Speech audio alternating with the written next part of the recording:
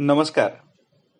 Corona काळात अस्वस्थ झालेल्या तरुणाईला धीर द्यावा या हेतूने यशवंत महाविद्यालयाच्या मराठी विभागाने घाबरू नका, आम्ही तुमच्या सोबत आहोत असा उपक्रम मागील आठवड्यापासून सुरू केला आहे.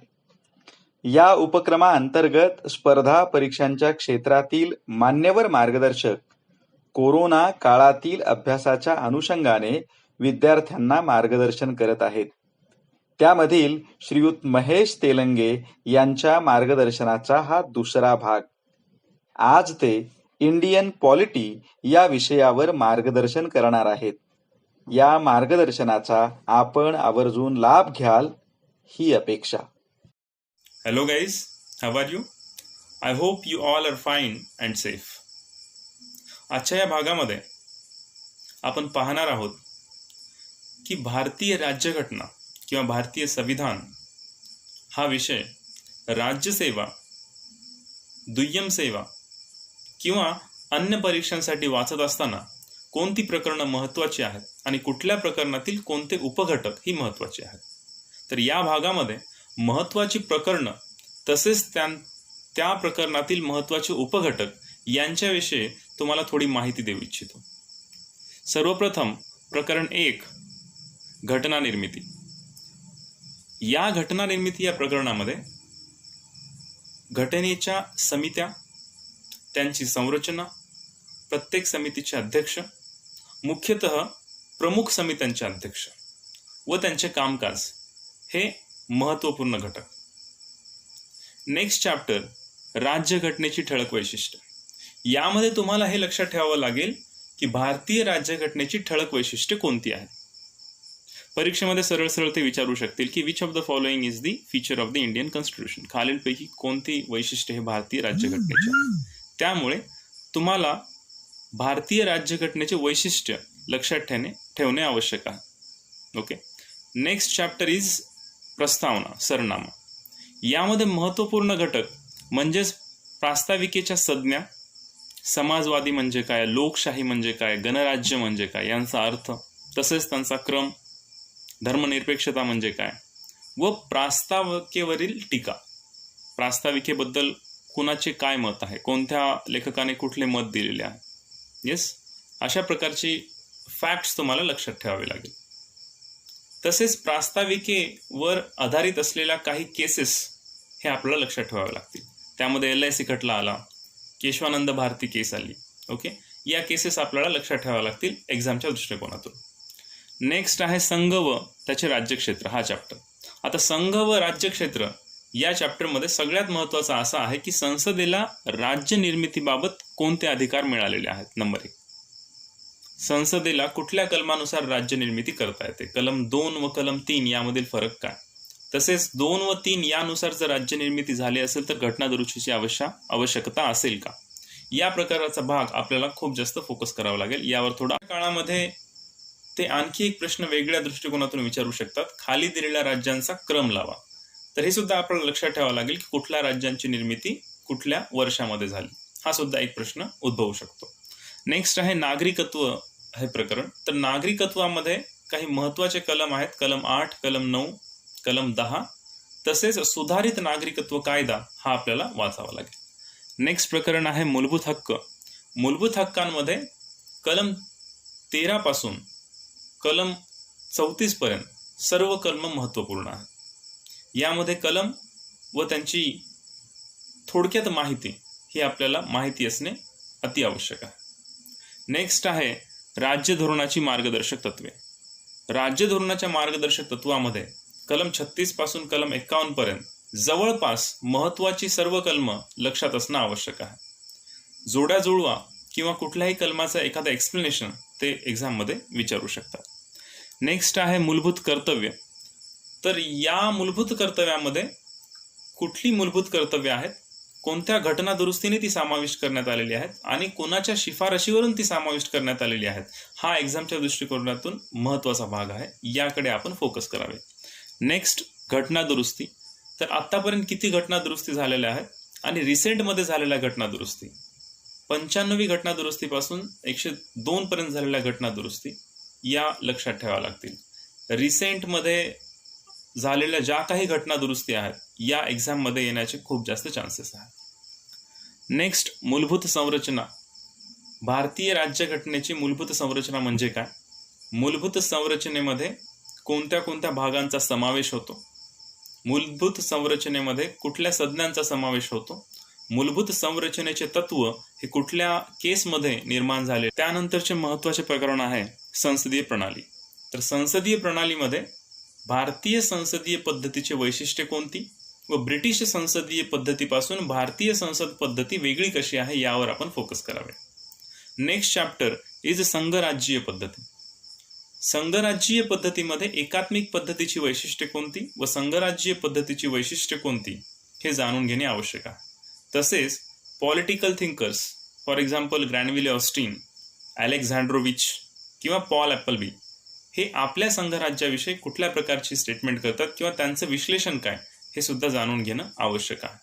त्यानंतर आहे केंद्र व राज्य संबंध. केंद्र व राज्य संबंधामध्ये प्रशासकीय संबंध, कायदेविषयक संबंध व आर्थिक संबंध यांकडे फोकस करणे आवश्यक आहे. तसेच काही प्रकारचे कमिशन व कमिटीज, फॉर एक्झाम्पल सरकारी आयोग, पंची आयोग, ॲडमिनिस्ट्रेटिव्ह रिफॉर्म्स कमिशन, राजा मन्नार कमिटी यांच्या रिकमेंडेशन्स वाचून घेणे उपयुक्त ठरेल. नेक्स्ट चॅप्टर आंतरराज्यीय संबंध. या प्रकरणामध्ये विभागीय परिषदा,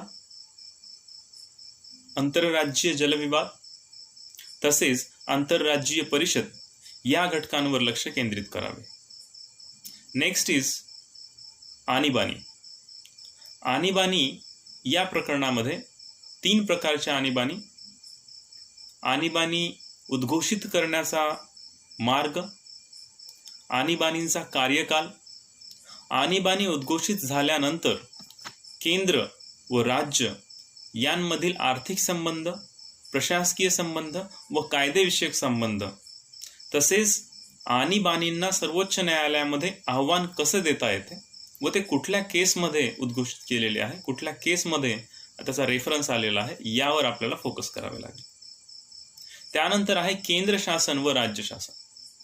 केंद्र शासन व राज्य शासन या दोघांचाही अभ्यास आपण तुलनात्मक दृष्टीने जर केला तर तो अधिक चांगल्या प्रकारे लक्षात राहील व जास्त काळासाठी लक्षात राहील.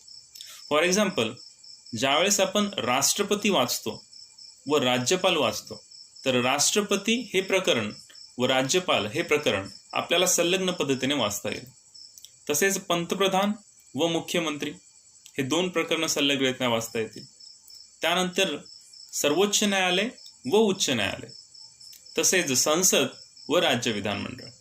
बऱ्याच वेळेस केंद्र शासन व राज्य शासन यांच्या तरतुदी काही सेम तर काही भिन्न असतात. तर आपल्याला याकडे फोकस करावा लागेल की केंद्र शासनाच्या कोणत्या तरतुदी या राज्य शासनासारख्या आहेत, तसेच राज्य शासनाच्या कोणत्या तरतुदी या भिन्न आहेत. फॉर एक्झाम्पल, राष्ट्रपतींचे कोणते अधिकार हे राज्यपालांच्या अधिकारासारखे आहेत किंवा राज्यपालांचे कोणते अधिकार हे राष्ट्रपतींच्या अधिकारासारखे आहेत व कोणत्या अधिकारांमध्ये भिन्नता आहे या प्रकारच्या घटकांवर आपल्याला फोकस करावा लागेल. याप्रमाणे पंतप्रधान व मुख्यमंत्री हे 2 प्रकरण, तसेच संसद व विधानमंडळ या दोन्ही प्रकरणांमध्ये मुख्य घटकांवर फोकस करावा लागेल. राज्यसेवेच्या दृष्टिकोनातून संसद हा अत्यंत महत्त्वपूर्ण हे प्रकरण आहे. यातील काही प्रमुख घटक असे: सभागृहाची संरचना, सदस्यांच्या पात्रता व अपात्रता, यामध्ये प्रामुख्याने पक्षांतरबंदी कायदा, लोकप्रतिनिधित्वाचा कायदा 1951, त्यानंतर लोकसभेचे अध्यक्ष व उपाध्यक्ष यांची निवड प्रक्रिया, तसेच त्यांना पदावरून दूर करण्याची प्रक्रिया, तसेच त्यांचे अधिकार व विशेष अधिकार.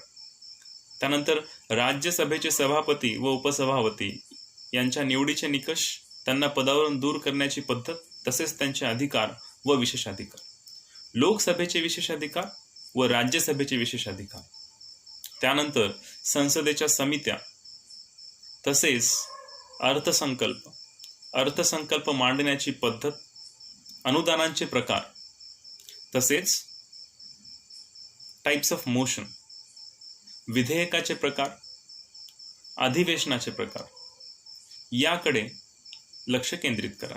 राज्यसेवेच्या दृष्टिकोनातून तसेच दुय्यम सेवांच्या परीक्षांच्या दृष्टिकोनातून संवैधानिक आयोग व वैधानिक आयोग यांच्यावर लक्ष केंद्रित करणे आवश्यक आहे. संवैधानिक आयोगांमध्ये निवडणूक आयोग, निवडणूक आयोगाची संरचना, त्यांच्या सदस्यांच्या पात्रता, त्यांना पदावरून दूर करण्याची पद्धत, त्यांचे कार्य, कोणत्याही पक्षाला राष्ट्रीय पक्ष हा दर्जा प्राप्त होण्याच्या अटी, कोणत्याही पक्षाला राज्य पक्ष हा दर्जा प्राप्त होण्याच्या अटी, निवडणुकीचे चिन्ह, तसेच लोकप्रतिनिधित्वाचा कायदा 1951 याकडे लक्ष केंद्रित करावे. त्यानंतर महान्यायवादी यांचे कार्य, यांच्या निवडीचे निकष, त्यांना पदावरून दूर करण्याची पद्धत, तसेच त्यांचे विशेष अधिकार यांकडे लक्ष फोकस करावे. त्यानंतर CAG, controller and auditor general of India, कलम 148 ते 151 यांमधील त्यांचे कार्य, त्यांच्या निवडीचे निकष, त्यांचा कार्यकाल व त्यांना पदावरून दूर करण्याची पद्धत याच्याकडे लक्ष केंद्रित करावे. त्यानंतर संघ लोकसेवा आयोग व राज्य लोकसेवा आयोग यांमधला फरक, त्यांची संरचना, त्यांच्या सदस्यांच्या पात्रता, त्यांना पदावरून दूर करण्याची पद्धत, तसेच त्यांचे कार्य. यानंतर केंद्रीय प्रशासकीय न्यायाधिकरण व राज्य प्रशासकीय न्यायाधिकरण यांची इस्टॅब्लिशमेंट, घटना दुरुस्ती, यांच्या तरतुदी, त्यांची संरचना, तसेच त्यांचे कार्य याकडे लक्ष केंद्रित करावे. वैधानिक आयोगामध्ये राष्ट्रीय मानवाधिकार आयोग व राज्य मानवाधिकार आयोग यांच्यातील फरक, तसेच यांच्या सदस्यांच्या पात्रता, त्यांचा कार्यकाल, त्यांना पदावरून दूर करण्याची पद्धत व कार्य,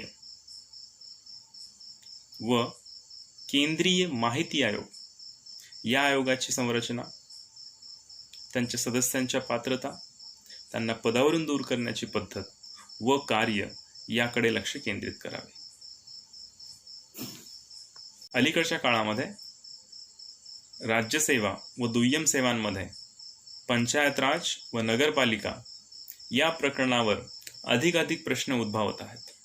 त्यामुळे परीक्षेच्या दृष्टिकोनातून हे दोन्ही प्रकरण अत्यंत महत्त्वाचे आहेत. पंचायत राज व नगरपालिका यांच्या स्थापनेसाठी स्थापन करण्यात आलेल्या समित्या, त्या समित्यांचा क्रम, तसेच त्यांचे रिकमेंडेशन्स वाचून घेणे अतिआवश्यक आहे. पंचायत राज व नगरपालिका यांच्या घटनेतील तरतुदी तसेच कलम हे लक्षात ठेवणे आवश्यक आहे. पंचायत राजमध्ये पंचायतींवर असलेल्या ऐच्छिक तरतुदी व बंधनकारक तरतुदी, तसेच PESA act, panchayat extension to the scheduled areas act हे लक्षात घेणे, याच्या तरतुदी वाचणे आवश्यक आहे. धन्यवाद.